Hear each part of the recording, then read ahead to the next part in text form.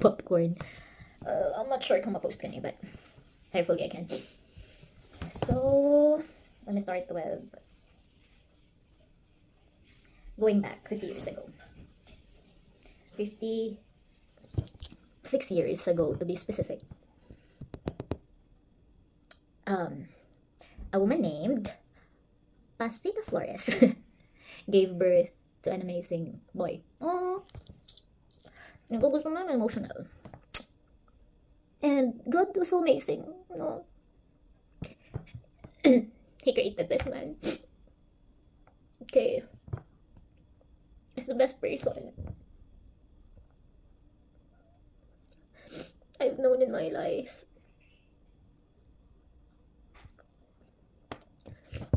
Since I was a kid, I really looked up to him. Okay, I can see how loving he is, how great of a father he is, how he took care of me, kung unsay niya ako mag-treat. And I know he sacrificed a lot for me. I really love this guy so much. I mean, and most of the things na ako na-learn are from him. My characteristics. And siguro, when it comes to values, he's my model. He's a God-fearing man. I just loved him so much.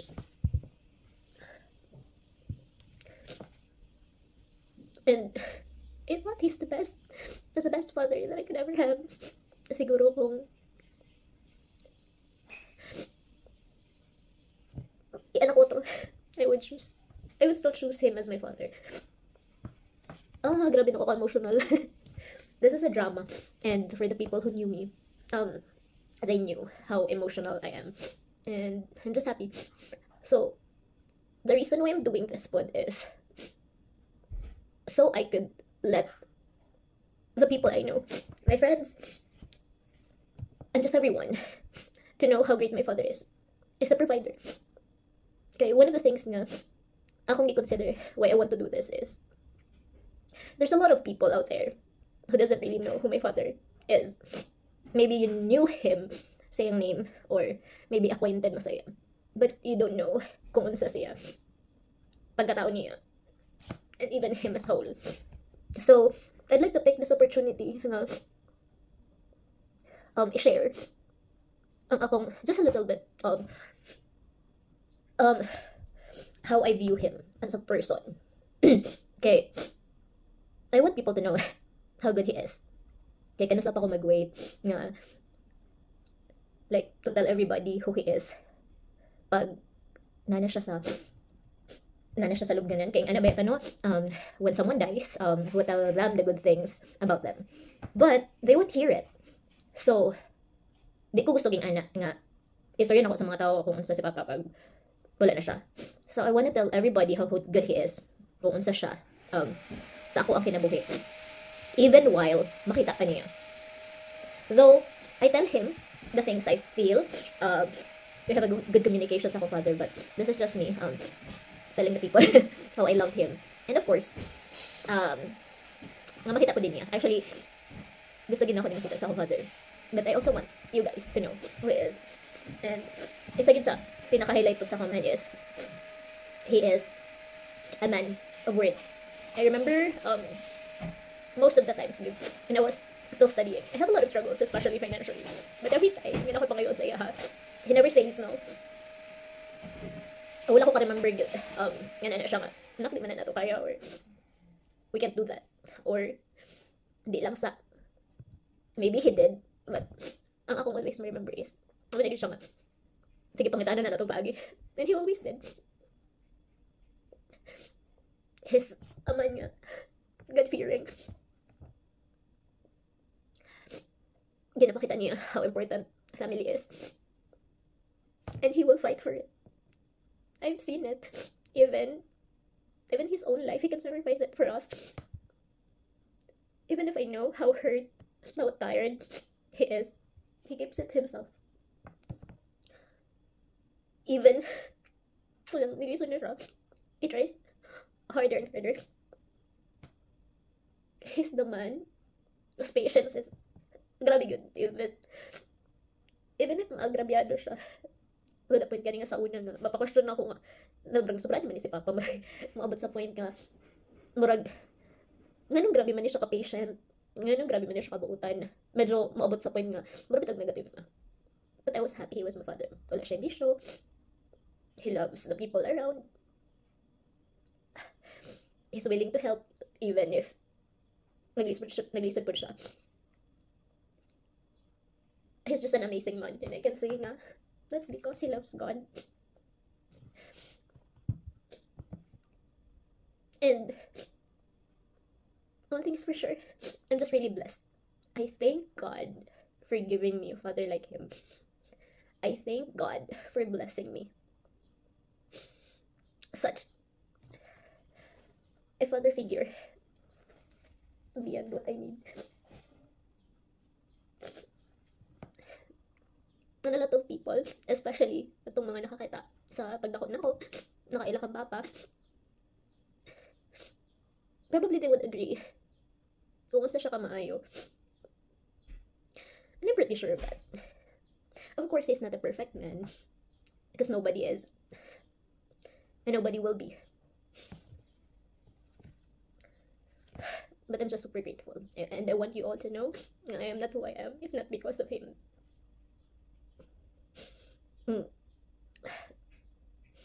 One of my hobbies is reading man good. And siguro nag-grow na tungod kay I love stories. And the reason why I love stories is because when I was a kid, permigo ko ana ni Papa. A bedtime story. And since I was super interested pag nag-tell siya story, he did that. And kung memories ang hisgutan, I had a lot of memories with him. Because I remember nga, papapapahon kayo ko. And according to people, mga silingan and people around, liwat daw ko niya. So, sige. But if I am, then I'm happy. But kupuhan naman ko sa kong papa. But I'm so grateful. I just want you all to know how grateful I am. And I can say now that I'm so proud of my father. Because the fact that he filled us with love and joy at home, that's beyond what I should ask for. He's the man that I really loved, but he's also the man who hurt me the most. Naman ko kalito ko eh. Last year, we had a big argument with my father. Not really an argument, but siguro a confrontation. Let's say that. I won't go into details, but for those people nga, I am with, especially sa church, they knew what it was, what it is. And that incident hurt me so much. The reason why it hurt me so much is that since I loved him so much, and taas kay ko manlangtap sa iya, and she knew, he knew this. They've talked a lot about all this stuff. Since taas kay ko ang pagtanto sa iya, I never expected nga madunggan ako itong mga words, and since dili ni sanay yun nga nabitaw sig ka sa balay because I was raised in a family nga malumanay ra bitaw. And for the first time nadumog na ko na papa and seeing my mother crying nga mas nasakatan ko, okay? Nasakatan ko because I know nga my mother is hurt on seeing me hurt, and that incident affected the whole family. As my sister described it, during that time, nahitabo itong confrontation wherein nataas ang voice ni Papa and he said something. My sister described it, nga murag bitaw, in a dark place, nga na-choke ka, nga murag mag-isod ka ginawa. And that's how we felt, all of us. Though, sa ako ang mga words directed towards me tanan, but everyone was affected.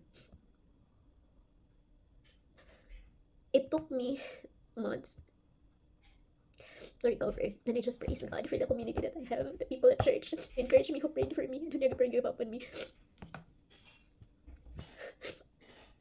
And I also praise God for my father, because he made efforts good po.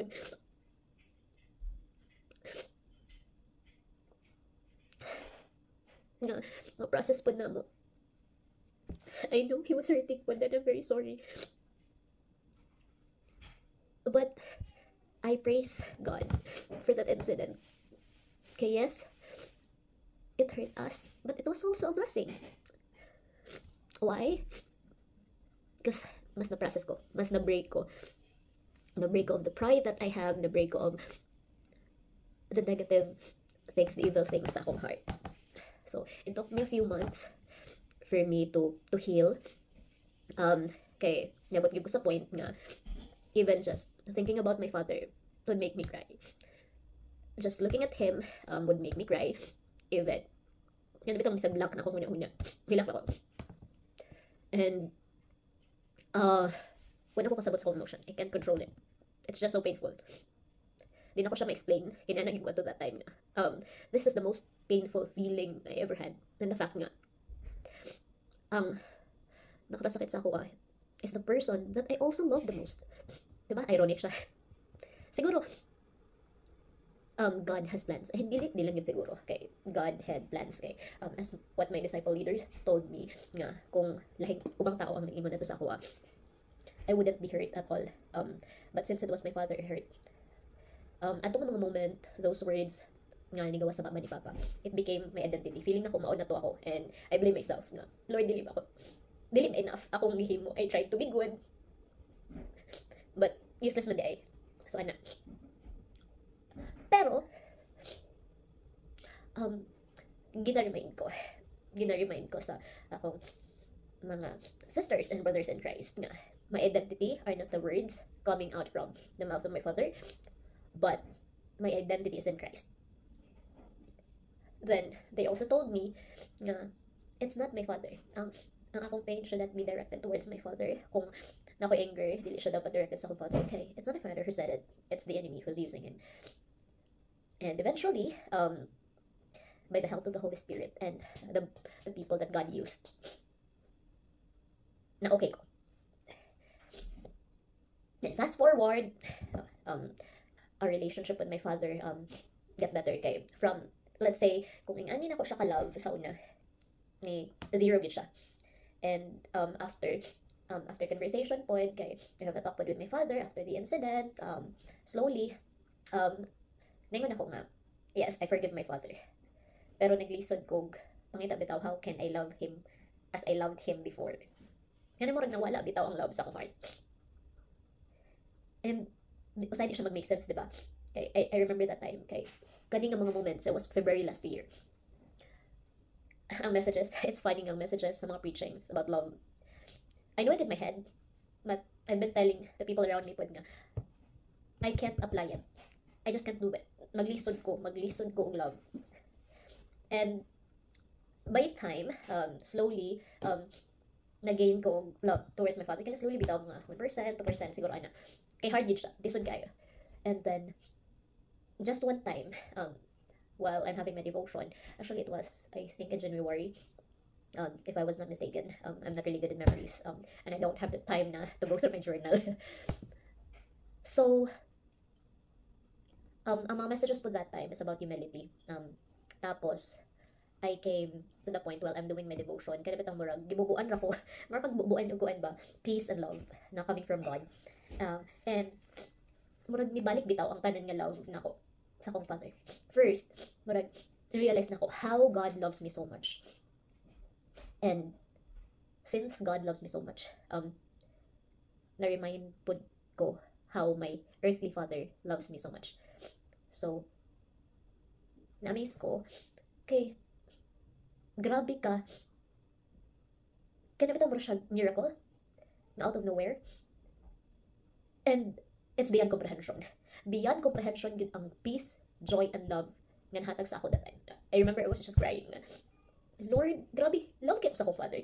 Imagine for the whole time, na-mention ako earlier kung saan ako kalaba ko, Father. For the longest time. And then, just one confrontation, it got messed up. Murag nawala tanan. And I don't know how to get back. And siguro kung ako lang antos ang kagalingon, siguro I disowned my father. Hindi na ako siya thank God for years. Hindi na ako communicate sa iya. But praise God, nga wala ko nag-trust sa akong self, and I trusted God. Because I can't trust myself, diba? Do not lean on your own understanding. But instead, just trust God. And thankfully, I did that. When I trusted Him, He just gave me that peace, that love again. And I'm just so happy na nahitabo tong confrontation. Kay, because of that, na may mga na-address ng mga small issues na wala na hisgutan, marag ang mga deeper side of our family. Marag nagawa siya. And right now, mas nag-grow me in our love. Wherein we are more, open with each other, not just sa akong papa, but to everyone. My mama and my sister. So, that led me to decide nga karon buhaton po na ko siya, and this is just my waypoint of greeting him. Kay I'm not the kind of person magud nga nag-greet sa social media, and this is like of a challenge gid para sa ko nga i-greet siya in a way nga i-public na ko i-public greeting na ko, and I have to highlight how good he is, but I also want to share nga it's not just about the good things.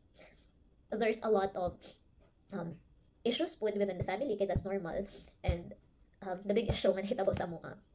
And the reason why I'm sharing it, because if nahitabo sa mua nga there was pain, marami tawag nagkagap gyud ni. And if kami lang, wala yung hitabo, siguro dili ma-restore mo relationship. But God worked. So, if anyone right now, kung naamagani, and I believe nga kung nitanaw ka ani nga video, and you're hurting, this is not an accident. Because I believe nga wala accident kang God. And kung na-restore mo relationship, there's possibility nga ma-restore pa din yung relationship. But first, you have to establish your relationship with God first. Kaya siya magud ang only way. So, mauto, highlights lowest point of a relationship with my father and the great things nga I had with him. And I had a lot of things na I can talk about him details, but this is just kind of murag rant through lang sa tanan. And I just want to tell you all guys nga I'm really happy, blessed. Actually, words are not enough to thank him for everything that he's done enough. And kabalo ko nga, I feel like wala pa bitaw yun ako nahatag ang tanan sa iya. And all I want is for God to work continuously and mightily sa among kinabuhi, especially sa akong father. Since today is his birthday, kung matanaw ninyo tanan yun, this is a birthday message para sa iya. I just wanna say nga, if my father could watch this, hopefully, I told you, nag-unim lang din ako sa imuha, but this is the first time, kaya din ako, then siguro with audience. I'm just thankful. Ikaw lang, Papa. You're the perfect father. Naghatag ni God for me.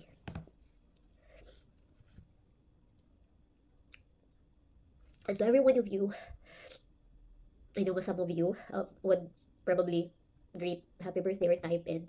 It's okay.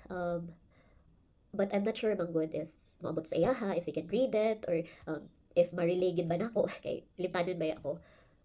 I would encourage rather nga, you pray for my father. If you are really genuine of your greeting towards my father, kung makita ninyo siya, maybe you could greet him. Just make sure na bukal sa inyong kalooban yan. If possible, please pray for him. Instead nga mag-wish mo, pray for him to be used mightily by God and for him to grow more in his relationship with Christ. Kay, kung mas mag-grow siya in his relationship with Christ, I know nga he has now, but the more he grows, the more he will be happy, and mag-follow ng tanan, blessing, good health. Kaya I know nga, God has better plans for him, and God's ways are way better than ours. So please pray for him. And I just wanna make this opportunity po nga kung kinsa magani ang makarelate sa kuha sa pains, probably not sa family, friendship, or whatever relationship that you have. There's only one thing nga makapag-restore and maghatag sa inyong joy, peace, and love, and makahatag og total forgiveness. It's only God. It happened to me a lot of times, and not just to me. It happened to a lot of people. But first, you have to seek God with all of your heart. Also, let's be reminded nga we all go through pain. But God loves us so much. He wants us to have a meaningful and abundant life. But why aren't we experiencing that one? Because of sin. We are separated from God. Kay human as we are, sundo na to tong flesh. We are doomed to destruction. And we know nga ang payment sa sin is death. So the Bible did not just talk about the death, physical death, but it also talk about the spiritual death, which is eternal separation from God. We know nga tananta nakasala, and we know nga tananta deserve to be in hell. But the good news is God sent his son Jesus Christ to die for the cross for us. He took the penalty na supposedly para sa ato.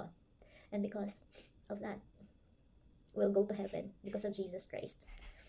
Now, kasagaran man gud sa ato nga, we question, especially most of us are Christians na we are not yet convinced if we go to heaven or not. We just know nga, yes, Jesus died for us. But to think nga, he died for our sins, meaning he completely paid for all of it. So, kung gibayaran na niya ang 100% nga sala nato, what's left of us? Diba zero? And we will go to heaven, not because of our own deeds, but because of Jesus Christ. Diba, as stated in Ephesians 2, if you're familiar with it, for by grace you have been saved through faith, and it's not of your own. It is a gift of God. It is not a result of your own good works, so that no one may boast. So our salvation is secure. A lot of promises, a lot of promises in the Bible tell us that our salvation is secure as long as we put our faith in Christ. How can we put that faith? By trusting that Jesus saved us from hell. That's why we call him Savior. Okay, he took us out from the pit of hell. Diba? When someone saved us from, like for example, kung nata sa sunog, when someone saved us, we call the person our Savior, right? And the fact nga, gikuha ta ni God from eternal fire through Jesus Christ. So, we don't have to do anything to go to heaven. Now, questions are, di na ba ito kanahon mabuhat ang good works just because we're already saved? Well, as mentioned diba earlier, now we should be grateful. And if you continue reading Ephesians 2, chapter 10, it's mentioned nga we are created for good works. So, if we accepted Christ as our Lord and Savior, then we will do good works. Good works is not for us to go to heaven. Good works is a result, and it's an evidence that we are saved, that we are in Christ. That's why, if you are the person nga wala pa mo madadawat si Christ, I know this is just super random pod, I know nga, this is a great thing for my father, pero, I just can't help myself nga i-share pod sa inyo ang great news. Yeah, this is the greatest news you could ever have. That's why it's called good news, diba? Okay, we know nga we sin, and we are sinning every day. Kabalo, tanga, even if we're trying, makasala gyud ta. We cannot perfect, even if we're trying to follow the commandments of God. Makasala gyud ta. And it's impossible to earn salvation by following the law. So, since it's impossible, there's Christ, who is the only way to God. And he died on the cross 2,000 years ago. He gave that gift. Nababalikan na to tong Ephesians 2, 8 to 9 verse. It is a gift from God. So kung gift siya, gihatag na siya sa ato 2,000 years ago, ang ato alang karon is, dawatan na ang gift. unsaon nato pagdawat ng gift by accepting wala siya dawaton in our heart and put our faith dawaton na nato in a way. How can we accept that gift? By putting our faith nga Christ has paid all of our sins, the present, even the past and the future sins, all of it once and for all. So if you're a person who doesn't know Jesus yet, I encourage you to seek him. How? Maybe you can reach out to someone. If you want to reach out to me, you can message me. If you wanted to really have a relationship with Christ, read the Bible. That's the only way. You can't be intimate with Christ if you just talk to person. Diba? Our relationship, just like me and my father, dili mi himong close akong father no kung wala may pruminig istorya. It needs constant communication for you to get close with a person, for you to grow in your relationship, and for you to love him or her more. And it's the same with Christ. For us to be more intimate with him, we have to talk to him every day. It's not just about telling him all the things. Okay, diba? Relationship is give and take. Dili lang kay Lord, kani akong gusto, kani akong mga prayers. It's not just a one-way. Communication should be a two-way. So, since nag-pray ta, prayers are communication to God. So, nag-pray ta directly lang, pray ta istorya, diba? Lord, this is what I want. Most of the times, those are the things that we pray for. But, remind ko na to, when we pray, we have to be grateful. We have to adore Him. And, one way lang siya. So, how can we receive words from God in our days, in our times? Dili na siya, knowing nga, madunggan pa nato si God, makita pa nato, mahir nato si God through dreams, i-reveal niya yourself in various ways, through winds or whatever, just like what happened in the past in the Old Testament. It's not a way for us to know God's word, go back to the Bible, because that's how He responds to us. So, yeah, I pray